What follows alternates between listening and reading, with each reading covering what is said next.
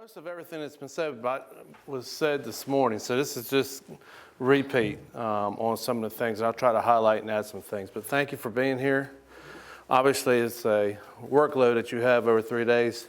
Have sat in your seat many times, and I know how busy it is in order to try to make the schedule, so I'll try to make this as much informative as I can and also give you kind of a snapshot. As you well know, I'm really a newbie to the school system. Being here, it will be 1 year, March 1st, for me in the school system. I came from Scotland County. I was superintendent for 5 years there. I've served in the capacity of being a central office administrator. I worked in all the different areas. I had finance, HR, C&I, and auxiliary, and one was a big system like this, and one was a small system in eastern North Carolina. Also was a principal for 10 years, a teacher for 9 years. So I've kind of worked my way up from the bottom up, as my father would say, in terms of getting to know how the operation works. And I really look at it as a CEO position for me because I'm not an expert in any area, just have a lot of information that I can kind of tap into. Basically, we have a lot of different things that we offer, like any other school system. Basically, it's broken up in 4 categories. If you look at the org chart or organizational chart, you see I have 4 main areas that I look at. The instructional services, Dr. Easton has done a phenomenal job for us, who's been here her whole career, so she knows Onslow County inside and out. As well as Barry Collins. Barry Collins is our HR assistant superintendent, and he has done a great job as well. Has worked in Jones County, came back home here in Onslow County a few years back. Steve Myers, you saw today, has come from the outside world, basically, from a technology standpoint of working with big business, and came to work with our school system. And of course, Jeff Holloman has been recognized many, many times for his awards for fiscal management from our state. 37 schools. Our Thompson Early Childhood Center is very unique because we include Head Start in that. We're one of the few school systems, I think I was talking to somebody last night, that we actually have Head Start under our umbrella. Normally that's divided out and it's 2 separate agencies.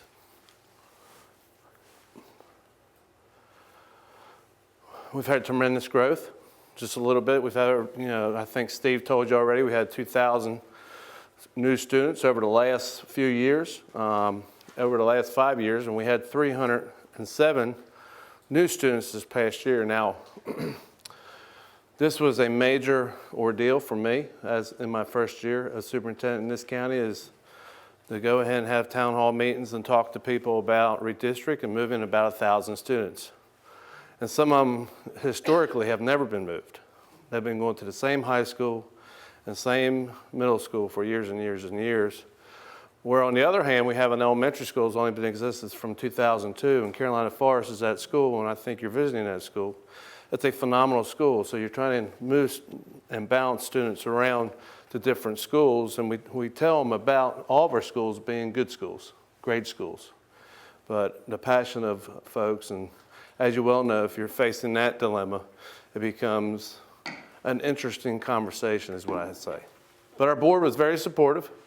It failed a couple years ago, but it passed this time 7-0. We had a couple of those schools, one was 155% capacity, and the other one was about 130-some% capacity. We just didn't have any more room, and it's just not fair for our students in those schools. To go back to the last, we also had a funding formula with our county commissioners, unique 10-year funding formula. I came in, a bond failed right before I came in the November election. But we knew we had to do something about schools and growth because we were growing so much that we needed to be able to meet those needs. So I sat down with the county manager and we came up with an average local option that we would look at building 5 schools over 10 years, but spreading that over a 10-year period so the tax dollar wouldn't be impacted so much in the first couple years. So it's kind of a scaffolding effect. At the same time, we worked out where we're going to get the local state average for what they pay teachers out, and that's about $1,700 per student. And we've also got that guaranteed as long as the same county commissioners or the county commissioners continue the agreement. And also, our capital was also included in that funding formula. Here, just to move over, our controlled, it says controlled enrollment. We have some students moving from school to school based off their interest, career technical interest, because we can't offer it in all of our schools. So certainly our career towers, Jacksonville High School, Northside High School, and Swansboro High School has different career towers.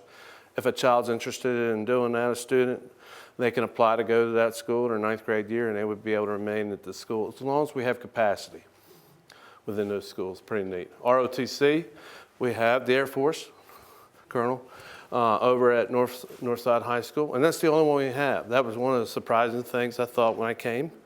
So we're going to be looking at expanding that process here in our county because we love the military here. That is our economic engine, and we have a great partnership with them.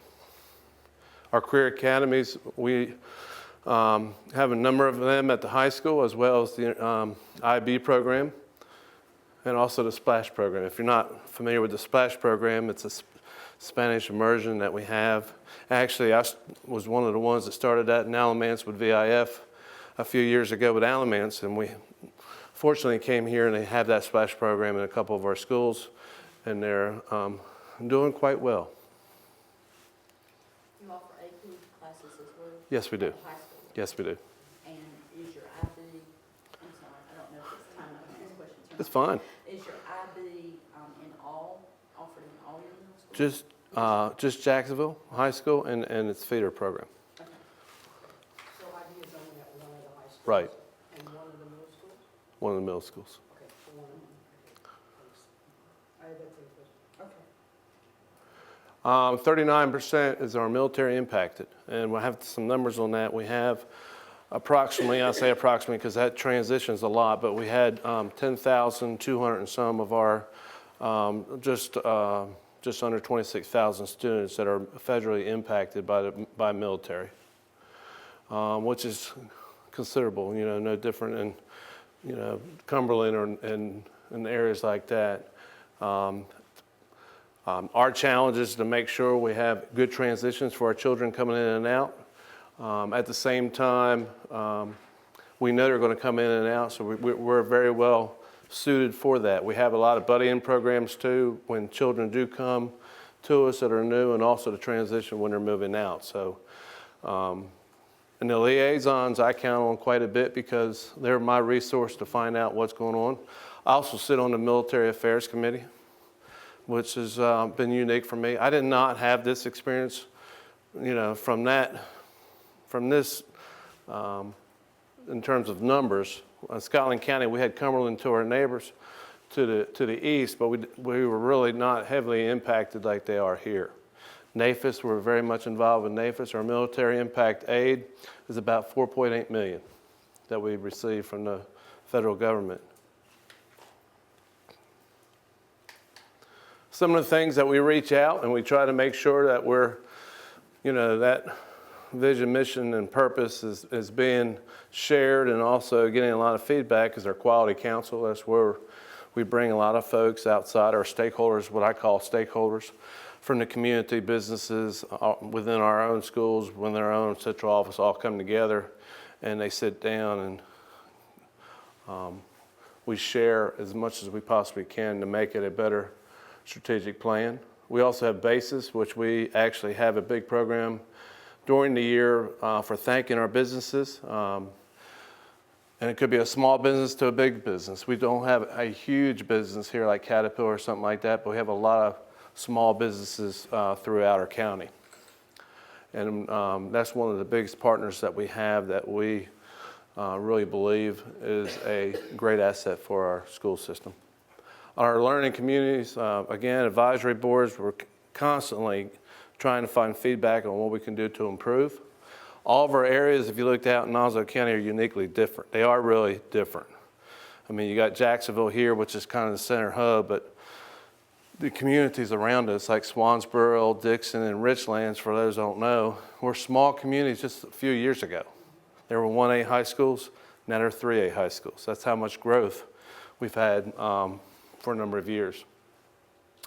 Superintendent's Teacher of the Year Advisory is my council. This is something new I started since I've been here. I take the Teacher of the Year from each school.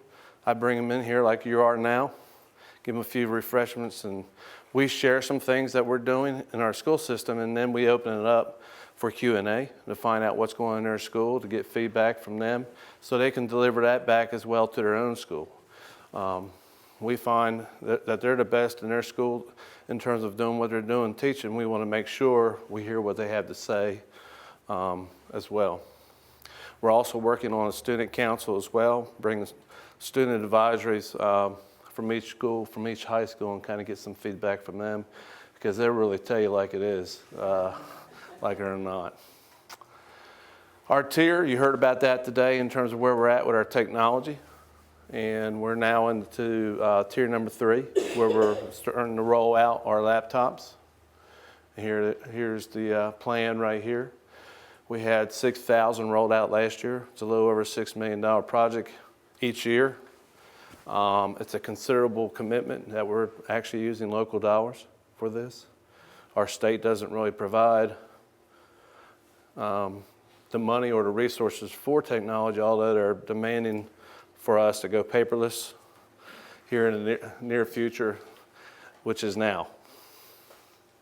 So the first year we decided to do 7 through 9. And it's not the only thing we've ever done. We've had technology. You know, this is one of the school systems that had the phones, that we were using the phones for Quailcomm. We've always kind of been in the front here in Onslow County. When I came here, I was pleasantly surprised how far Onslow County was in terms of where they were with their technology needs. I think the megabytes that they said, you know, when you have the infrastructure to meet the needs of all these laptops, that's the biggest thing that people forget about, that you have to be able to have the infrastructure to meet it, and that's where a lot of times people just don't understand that whole concept. So the layout is right here for where we're going in the next 3 years. So we'll have 24,000 Dell laptop computers, if you want to know what we're actually giving out. And the reason why we went with Dell laptop computers is because we wanted to make sure the infrastructure of that computer could fit all the software programs we had. A lot of times when you go Chrome or Apple, there's certain things, interfaces that don't work with everything. So that's why we decided to do that. A global network, you will hear a bunch about global. You know, not only with the languages that we teach, but you know, we definitely do a lot of shared things throughout, not only the United States, but internationally as well. We got Chinese, Mandarin Chinese being taught. We have Chinese teachers coming to our schools, as well as VIF, and you'll see teachers from all over London and so forth and so on. So it's really, when we talk about global, it really is global. Some numbers here. We have a $230 million budget. Our average per student is about $8,083. Now you can't read that, so, or if you can, my eyes are pretty poor, so I had to make it big. Yeah, see right here. I certainly can. 1,700 hours is about the average of the state for local, and that's what we're going to be funded for. We have, like I say, just students. We have 25,500 and some students now, and we continue to grow. We had, out of those 300 that we had this year, I do want to tell you, they were non-military.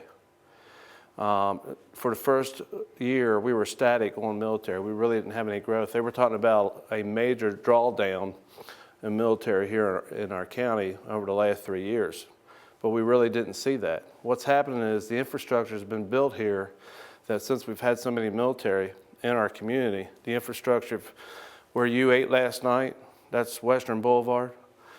And they have loaded that down with hotels and restaurants that 20 years ago, that didn't even exist. So I tell folks all the time, if you build businesses and places for people to come, sooner or later, it's going to be self-sustained, and that's what's happened. So our growth is coming, not just from the military, but outside.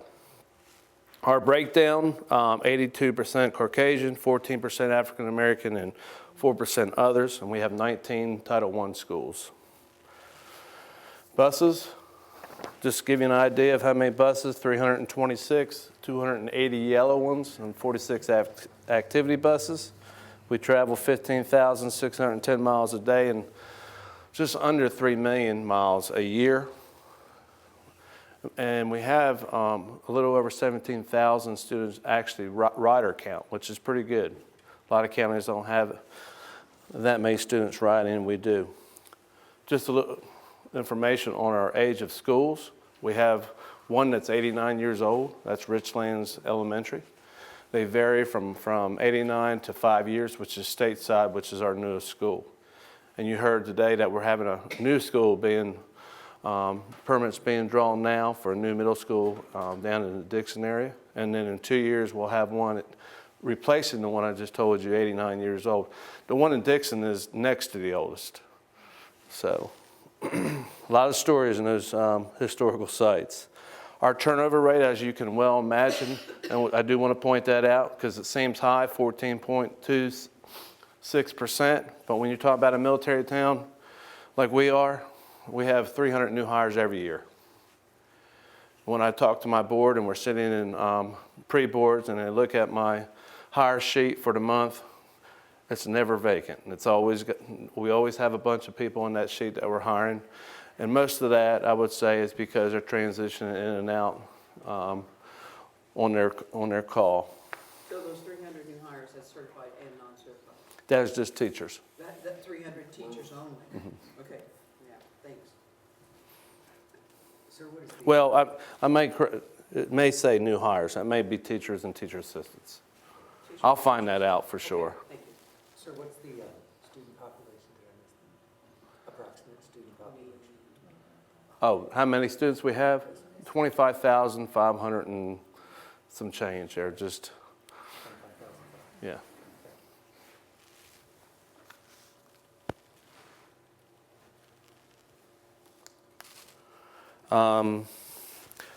I told you the global, we teach 7 different languages. French, Spanish, and Mandarin Chinese is taught in the classroom, and in the North Carolina virtual public schools, we have Arabic, German, Japanese, and Russian that we actually have. We also have a unique way of delivering some of these things, which we call Onslow view.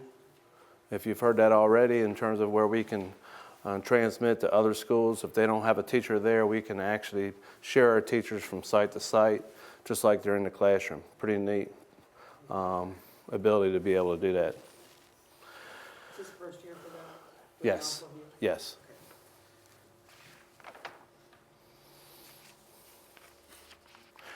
Our partnerships have been great, and I do want to mention our community college. They've been a great partner, Dr. Lingle and I. He's kind of, when I came into the system, I went out to these people and sat down and had conversations with them. And they do a lot with our college and career readiness. We're also looking at, this is in the future, that we're planning as a career launch center, just a center for where you saw all those programs, towers and all, to bring them into one place so we can share that. That will also allow us to have more rooms at the school because we're being creative in terms of finding a room. But we know the Career Launch Center, if we can get it with the partnership with the community college, it will be a great asset for us to do. I really believe in the career technical side of what we do because I know there's a lot of students not only go to college, but a lot of them will go in the community and actually have to serve in a capacity, and we want them to be ready. We're also partners as a school system in the Digital Promise Innovative Schools Network. We're one of 50 in the nation that come together and share our ideas in terms of technology. Has been recognized for that, as well as, I think, it was mentioned today, we were at the White House not long ago with the Future Ready Summit, being able to kind of promote Onslow County in terms of what we do with the technology side of it. Has been a very good thing for me to be able to represent our community here and actually get some outside folks looking at us east of 95. You know, a lot of focus in our state has always been, and those who are in North Carolina will always say, you know, you hear Charlotte, Mecklenburg, you hear Raleigh, and the big systems like that. But when you have systems like us down east, we're doing some great things with our students, and we're proud of it, and that's what we're trying to do is promote exactly what we're doing, but we're also continually trying to reach out to find out what we can do to be better, you know, in the near future. So that's pretty much my presentation. We've talked about the implementation and Career Launch Center and the virtual learning opportunities. I will say this, I've kind of asked my folks to put the state has just put out a new charter for virtual education. I would like for us to package our own curriculum, K-12. Would like to be able to use that when children are homeschooled or homebound, or if I have somebody out there that needs to tap that in, because sometimes we lose those students out there. But if the public school system setting at the school doesn't work, then I want to have a virtual program that they can tap into. I think being progressive and being ready for that, for the next step of what's going to happen in public education, I think we're getting close to being prepared for that.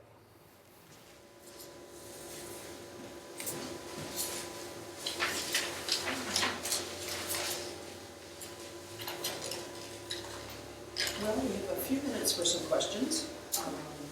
Thank you for all of this information, but is there, I can read that, I guess. 300 new hires, it says on my slide, so I'm assuming that's everybody. That's everybody, so But certainly. I'm going to verify that. Yeah, I think we'll verify that. Yeah.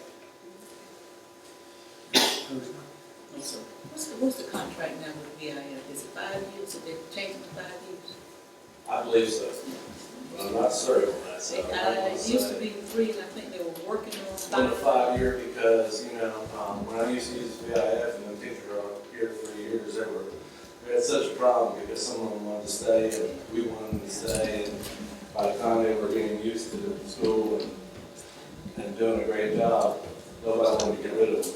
well, I think that Leslie told me on Saturday that the initial visa is still a 3-year visa, and then there is the option to extend for 2. Extend for 2 years. Okay, so are all of those costs, do you pay all of the costs for those? Actually, it's cheaper Teachers for us, or- it's cheaper for us to hire a BIF teacher in place of a state hired position. Because the country, BIF their native contracts country. is cheaper than with the state, actually.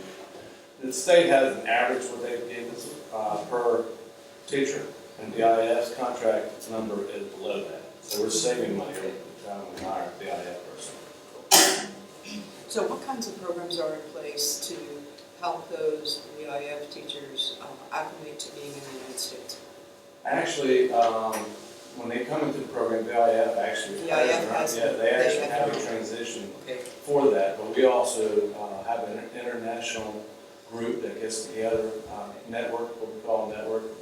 They actually get together quite frequently and they socialize and talk among themselves, as well as the principal in that school takes it on their own responsibility to make sure that transition works. Online, which is our Chinese teachers that come in, it's a little more difficult situation than BIF because when they come in, they have no driver license, no place to stay, and you know we're working through those processes and trying to make sure we secure all those type of things. At each school has been somewhat responsible to find those for that new teacher coming in. So that's one of the things that we're working on right now to make it a better transition for those teachers coming in. So how many online teachers do you have? I'm not sure. That's all right. I mean, is it like 3 or 4 or 10? I would say more like that, Okay. maybe 14. I'm not holding you to that. It's just kind of like it's fewer or more. You know, we have them in a number of our schools. Okay. With your one-on-one initiative, are there guidelines or a curriculum for implementing the use of those laptops in the We classroom? have a policy on that in terms of how those learning tools are going to be used in the classroom, but the teachers actually have to go through a course of study that we have here for them to be able to have the computer to be completed. So when I came in as a superintendent, I told them I believed in the one-on-one because we're getting ready to do that where I was at, but I believe it's only a learning tool or a resource that they can use in the classroom. So we wanted to make sure that the PD is where it needs to be before they actually have the computer. So right now, we're in the process of trying to prepare those teachers now that will receive them for next year. But that's in how to use the device itself? Right, and how to instruct with it. And how is it then that, what kinds of professional development do they have about how to adjust their lesson planning? Or All that's adjust? incorporated and packaged in that. That is all part of? Yes. So it's not just, this is how you turn it on and how you get to Absolutely places not. and navigate? It's not about so But- much running the computer, it is how do you instruct with it, Okay, with the laptop. okay. When we go into the classrooms tomorrow, what percent of the time are the students using those devices? Would you say just on average across the I district? think it varies, still in the district, because we don't have like. Just 7 to 9, right? Yeah, you will see computers used quite a bit. When I walk in there, I see computers, and more, the teachers are teaching, but using it as a resource. One of the things that we're trying to talk about is to redesign the classroom. In terms of when you do have the laptops in your classroom, what does the classroom look like? Right, like the physical environment itself, or? Right. Not only the physical environment, but the instructional process. We look at blended learning. We're looking at blended learning now, which is a concept of maybe part of their class is on their computer, doing some research and work assignments for the teachers instructing another set of students by the side. And that's a big thing that I've seen in a number of districts. Matter of fact, Washington, D.C., the D.C. schools are, if you ever walk in that school district, are doing a great thing with blended learning. So those are the type of things that we're having discussions on about where we're heading as a school system once we have a total one-on-one project with all of our students. Right now, again, we have a mixed bag. We're limited somewhat, but those are the conversations that we're having. Sir, how do you assess the culture here? To include a comment on standards, right? And it's excellent on one end, it's below average on the other. Where does OCS fall in your view? And can you comment on the overall culture of the School system? Yeah. Well, I've been in 7 school systems in North Carolina. That's when I started teaching all the way through from principal. This is a phenomenal school system from where I've been in terms of organizational structure and having the mindset of being able to be in the front instead of being in the rear. I think it's outstanding. I don't think, we're always reaching for excellence. That's our goal. I think anybody that you talk to on our team will say the same thing. We're never satisfied. So excellence is a tough way to get it, but I think we're outstanding as a school district from my point of view. And I've been in, again, systems that had high poverty to a system very similar to us in terms of makeup, other than the military not being part of it. I'm proud to be here. It's been an easy transition for me, more so than any place I've been to, because of the staff that I have. And I realize I'm not a micromanager for those in this room. I believe that people that you hire great people, and those people are able to do their jobs and just kind of keep on top of, getting more information. And it doesn't take long to figure out that, we have some hardworking folks here that are trying to do the right thing. Let me ask one follow-up. How do you assess the level of cooperation among the military commanders and liaison officers? I'm glad you asked that. I think that's our biggest asset in our community, our partnership. I think we're part of a consortium of where the governor has put a military team together and actually came to our system and has commended our school system as well as our governing system for being by far one of the best military partnerships in the United States. And I look at that because of we look at them as not only as a partner, but part of our family, because we think it's that important. We're trying to make sure our resources and whatever we have are shared between whatever they need or conversations. I have learned a lot being on the Military Affairs Committee, as well as going to Capitol Hill, and in terms of I have met many retired officers like yourself and generals and all that, and been on windshield tours, and I've learned a lot about the military, but I need to make sure that we're always listening to what the needs are, and I think they have done that. Obviously, the DA schools, I don't look at it as now, they're allies for us to be able to find out, and we'd love to be able to pump resources into them as well. And that's what some of our next steps will be for our on base schools. Because we have a lot to offer. Our curriculum so large here with so many students, we have some things to offer to them as well. But I think when you talk to the military, or if you talk to those about what we're doing as a community, they'll say the same story. Since you mentioned the term curriculum and the sharing of curriculum, what does curriculum mean in Onslow County? Define, what's the Well, short curriculum, definition of curriculum? for me, curriculum is a number of resources that are packaged together to educate a child. I mean, when you look at that, that's a broad spectrum of things, but The state of North Carolina defines, I'm from out of, okay? So, state of North Carolina defines the set of learning objectives or, I don't know what they're called. Curriculum standards, what students are expected to know and be able to do. And then what does Onslow County, what kinds of mechanisms are in place in Onslow County schools to transform those state requirements into local umbrella curriculum? Because we know there's a fair amount of site-based discretion. oh yeah. It's implemented, but what's this That's- district umbrella? Our district, we bring everybody together to the table, and we all know what those standards are. And we know because, Well, the state, because we bring all of our principals, and also all of our coaches, our facilitators, we also bring lead teachers in, and actually we go over standards, and they are part of the process of making sure they're developing pacing guides to meet those particular standards in each of their areas. so who creates the pacing guides? The teachers at the schools. Individual themselves. teachers. Individual teachers that are experts in their areas, that are doing well, they'll come in and share in terms of, it's a complicated thing. I don't know if we figured it all out yet. That's the reason our pacing guides are adjusting year to year. But based off the new standards that we had, Dr. Eason and her staff has actually reaches out to the other schools to find out from our best teachers, to find out in terms of bringing them in together and actually help. And actually, they do it in their own particular subject areas. Math will do math, English will do English, in those type of areas, to find out how those pacing guides should be set up based off the standard course. Okay, so the five of us teach math. That would be absurd for me to teach math at middle school, but the five of us teach math at a middle school. Does that mean that the five of us sit down and define the pacing guides for math at our middle school?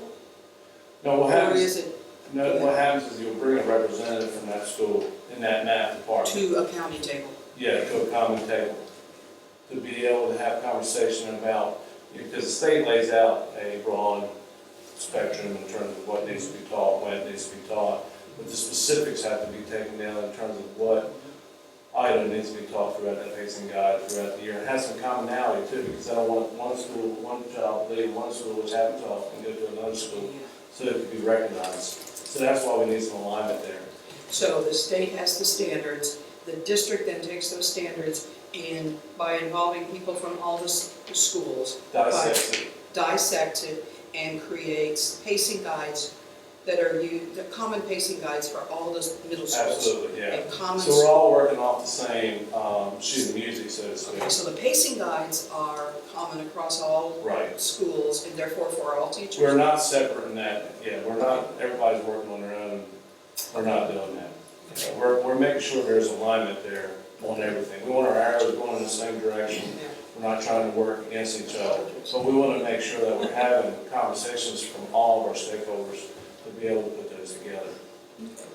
And to follow along with that, with the curriculum math that's used across the district, are there non-negotiables or instructional practices that are expected that we would see throughout the district as we go through? Are there I believe you'll see the grades? non-negotiables that they actually have. I'm not the math expert. But I'm just saying, for You instruction, will see, what are there yes. non-negotiables? What would those be? And I couldn't really answer that, to be an expert on that, so, Mhm.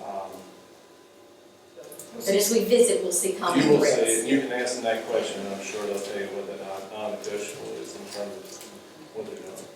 Are there district-accepted textbooks and materials that are used across the grade levels?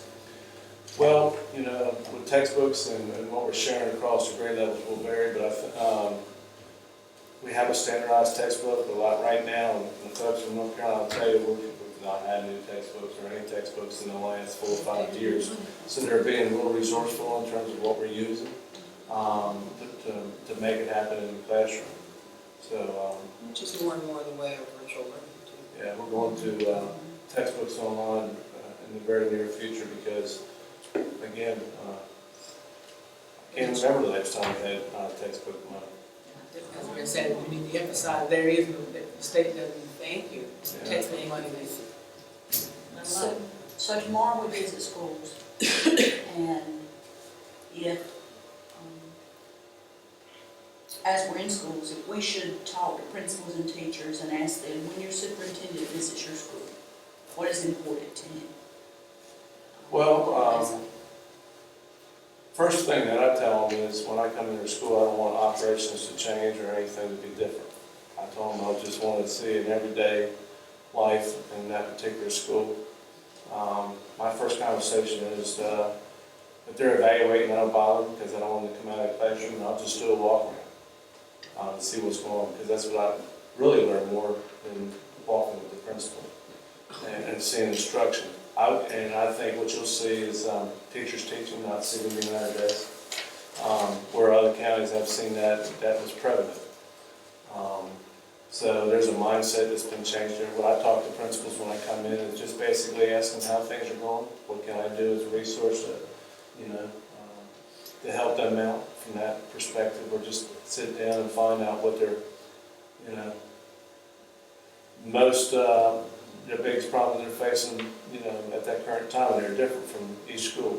Exceptional children, we have a growing budget on that every year, and I think that's the biggest concern that we have, not only here, but every system I've been in that seems to follow me around, that exceptional children is the biggest concern in most of our schools anymore, in terms of finding the needs that these children have. Can I ask about employee evaluation? Oh, sorry. Did I answer that? Let me ask about employee evaluation. You talked about principals in the classrooms. How do they evaluate their teachers? And how do you, as a system, evaluate your school leaders? Well, we have in the state of North Carolina, we have a new evaluation tool. The NICE's Standard 6, which basically, I don't believe the Standard 6 is a very good process, but the Standard 6 is an evaluation based off the data of what occurs in that classroom. Like the outcome data, like the student achievement data? Right. Okay. Right. Some of it's great information for us to have, but starting to judge teachers on certain things like that is a real subject. Yeah, there's some discomfort there for sure. Yeah, so the evaluation data that our teachers are privy to is the same as our principals, so to speak, in terms of what I go in and look at. They have to actually give me their goals, and we have to go over their goals for the year, and then I come back for their mid-year review to see how things are going, to see if they need to amend it. I have no problems when I go into a mid-year, which I just completed, to say for the teachers, for the principals that I have, to say what needs, is there something you want to change? Because obviously you can get to the middle of the year and find out there's bigger concerns than what you thought was going to be at the beginning of the year. My thing is to make sure there's some growth. One of the things that I put on there, goals for this year, and all the principals, I wanted to focus back on data, to make sure that they understood the data pieces in their school, and their assessment guide, right? Yep. I wanted to make sure that they could sit down with their, even though they're not a math expert like I am, or English or social studies, that they understand, what the data is saying when they do benchmarks. So when we do our benchmarks, which we have, I want them to be able to sit with teachers and have an intelligent conversation about, okay, you're doing a phenomenal job, or hey, we've got some real concerns here. How can we bridge the gap on that? That's the kind of conversation I want our principals to have. Our central office done that a lot for them, and I told them we need to make sure that the leader of the school, the principal itself, is the biggest influencer, and to be able to go in there and have conversations with our own staff and make sure that was a piece added into it this year. So we're just kind of refocusing. We've had so many innovative, good things happen in our county, but that's the one piece right now that our state is holding us accountable with change that we need to go back to make sure we have pieces in place. For instance, Math 1 is kind of our Achilles heel, not only in our county, but a number of counties. We haven't quite figured it out yet, to be honest with you. So we're having to be creative in terms of talking to not only our teachers, but other counties to find out what they're seeing and have a collaboration in terms of what will it take for us to have the right pacing guide and ask the right questions so our students can be prepared. The other thing is the scaffolding effect at our elementary and middle school, I think, means a lot in terms of how those instructional processes take place in those schools. It will make a big impact for the high school later on. We always want to fix the high school right away, but a lot of it has to do with foundation years. Is there a formal process for the evaluation data to drive your professional development? Absolutely. I mean, there'll be, the principals will look exactly at the teacher, and a lot of times they have PEP that they actually develop for that teacher based off their strengths and their weaknesses in terms of what they're doing. You'll see that when you look through those programs. And that's something we'll chat with them a little bit about that community. Absolutely.